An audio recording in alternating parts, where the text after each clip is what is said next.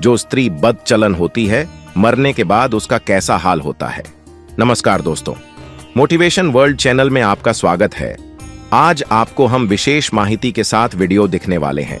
अगर हमारे चैनल को सब्सक्राइब नहीं किया तो अभी कर लो, ताकि ऐसे ही रसप्रद मोटिवेशन वीडियो हम आप तक पहुंचा सके हैं। प्राचीन हिंदू धर्म ग्रंथों में गरुड़ पुराण का विशेष महत्व है। यह 18 महापुराणों में से एक है, जो मुख्यतः आत्मा की मृत्यु के बाद की यात्रा, कर्म, पापों के लिए दंड और मुक्ति की अवधारणा पर प्रकाश डालता है। गरुड़ पुराण में नैतिक और अनैतिक जीवन के परिणामों का विस्तार से वर्णन किया गया है, जो हमें जीवन के सही मार्ग पर चलने की प्रेरणा देता है। गरुड़ पुराण में विशेष रूप से उन महिलाओं का उल्लेख है जो बदचलन होती हैं, यानी जो अपने नैतिक दायित्वों से भटक जाती हैं और पापमय जीवन जीती हैं। यह ग्रंथ हमें चेतावनी देता है कि ऐसे जीवन का अंत अत्यंत कष्टदायक होता है। इस कथा के माध्यम से हम जानेंगे कि एक ऐसी स्त्री चित्रांगदा की मृत्यु के बाद आत्मा के साथ क्या हुआ और उसे कैसे अपने कर्मों का फल भोगना पड़ा।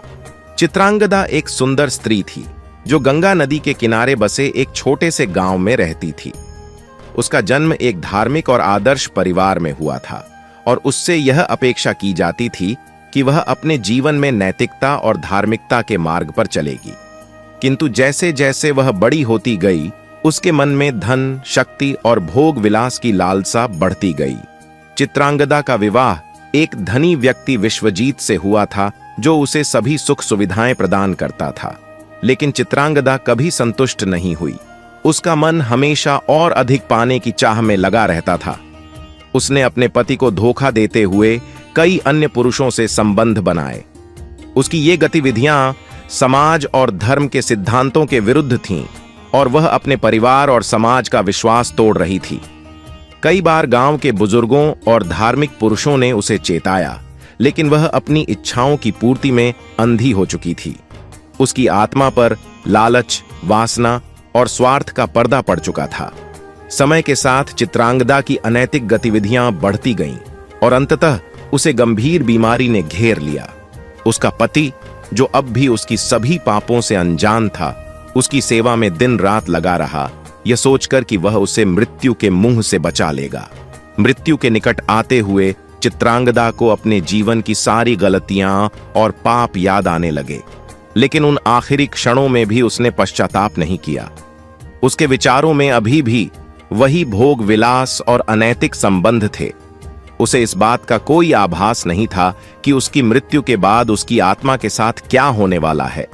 गरुड़ पुराण के अनुसार जब एक पापी व्यक्ति की मृत्यु होती है तो यमदूत उसकी आत्मा को लेने आते हैं। जब चित्रांगदा की आत्मा उसके शरीर से बाहर निकली तो उसे इन भयावह यमदूतों का सामना करना पड़ा। ये यमदूत काले और क्रूर थे, जिन्होंने उसकी आत्मा को जंजीरों में बांध दिया और उसे जीवित संसार से दूर ले जाने लगे। वह आत्मा को यमलोक ले गए, जहां उसे मृत्यु के देवता यमराज के सामने प्रस्तुत किया गया। यमराज अपने विशाल सिंहासन पर बैठे थे और उनके सामने कर्मों की एक बड़ी पुस्तक खुली थी। यमराज के सहायक चित्रगुप्त ने चित्रांगदा के जीवन के पापों को एक एक करके पढ़ा। उसके हर धोखे, झूठ और अनैतिक कार्यों का विस्तार से वर्णन किया गया। वहां कोई छिपाव नहीं था। हर पाप का लेखा जोखा यमराज के पास था। यमराज ने कठोर स्वर में चित्रांगदा को दंड सुनाया। तूने अपने जीवन में धोखा, लालच और अनैतिकता का मार्ग चुना। तूने अपने पति और समाज के साथ विश्वासघात किया। इसके लिए तुझे भयानक दंड भुगतना होगा। अब चित्रांगदा भयभीत हो गई और यमराज से दया की भीख मांगने लगी। लेकिन गरुड़ पुराण में कहा गया है कि मृत्यु के बाद आत्मा के लिए कोई दया या क्षमा नहीं होती। जीवन में किए गए कर्म ही मृत्यु के बाद आत्मा की नियति का निर्धारण करते हैं। चित्रांगदा के पापों ने उसकी आत्मा को नरक की ओर धकेल दिया था। गरुड़ पुराण के अनुसार जब एक पापी व्यक्ति की मृत्यु होती है तो यमदूत उसकी आत्मा को लेने आते हैं। जब चित्रांगदा की आत्मा उसके शरीर से बाहर निकली तो उसे इन भयावह यमदूतों का सामना करना पड़ा। ये यमदूत काले और क्रूर थे, जिन्होंने उसकी आत्मा को जंजीरों में बांध दिया और उसे जीवित संसार से दूर ले जाने लगे। वह आत्मा को यमलोक ले गए, जहां उसे मृत्यु के देवता यमराज के सामने प्रस्तुत किया गया। यमराज अपने विशाल सिंहासन पर बैठे थे और उनके सामने कर्मों की एक बड़ी पुस्तक खुली थी। यमराज के सहायक चित्रगुप्त ने चित्रांगदा के जीवन के पापों को एक एक करके पढ़ा। उसके हर धोखे, झूठ और अनैतिक कार्यों का विस्तार से वर्णन किया गया। वहां कोई छिपाव नहीं था, हर पाप का लेखा जोखा यमराज के पास था। यमराज ने कठोर स्वर में चित्रांगदा को दंड सुनाया। तूने अपने जीवन में धोखा, लालच और अनैतिकता का मार्ग चुना। तूने अपने पति और समाज के साथ विश्वासघात किया। इसके लिए तुझे भयानक दंड भुगतना होगा। अब चित्रांगदा भयभीत हो गई और यमराज से दया की भीख मांगने लगी।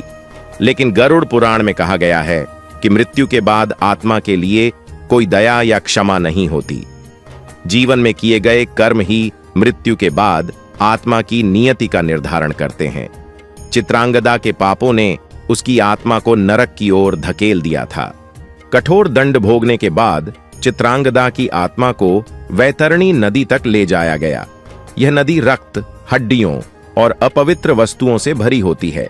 गरुड़ पुराण के अनुसार पापी आत्माओं को इस नदी को पार करना होता है ताकि वे नरक के और गहरे क्षेत्रों में पहुंच सकें।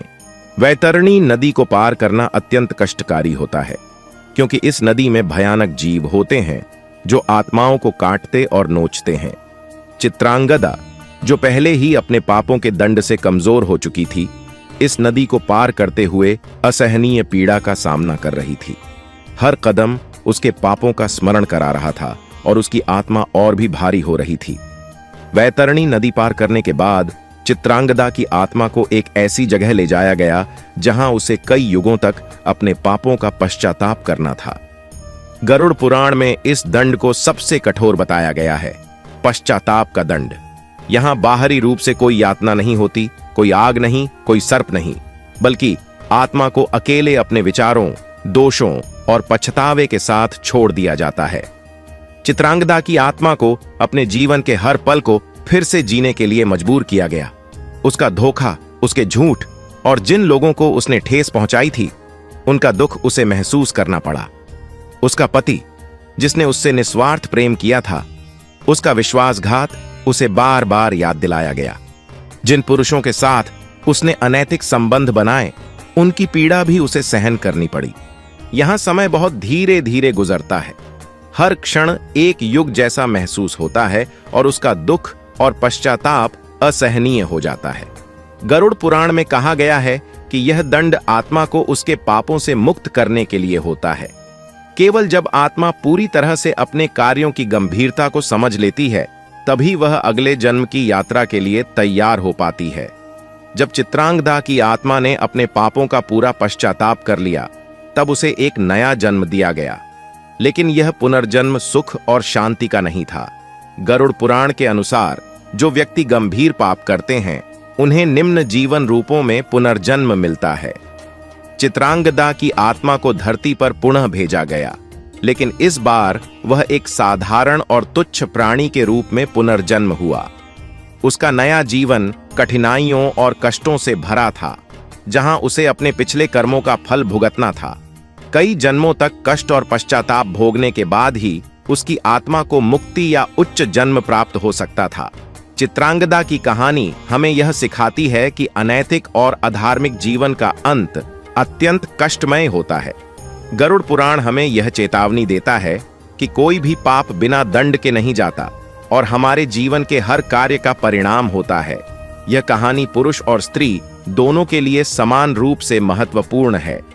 गरुड़ पुराण के अनुसार धर्म और नैतिकता का पालन करना जीवन में अनिवार्य है। चित्रांगदा की कहानी यह भी दर्शाती है कि भोग विलास और अनैतिक कार्यों से जो सुख मिलता है, वह केवल क्षणिक होता है, लेकिन उसके परिणाम मृत्यु के बाद आत्मा के लिए गंभीर और स्थायी होते हैं। अंततः गरुड़ पुराण हमें यह सिखाता है कि सही मार्ग पर चलकर ही हम इस जीवन और अगले जीवन में शांति और मुक्ति पा सकते हैं।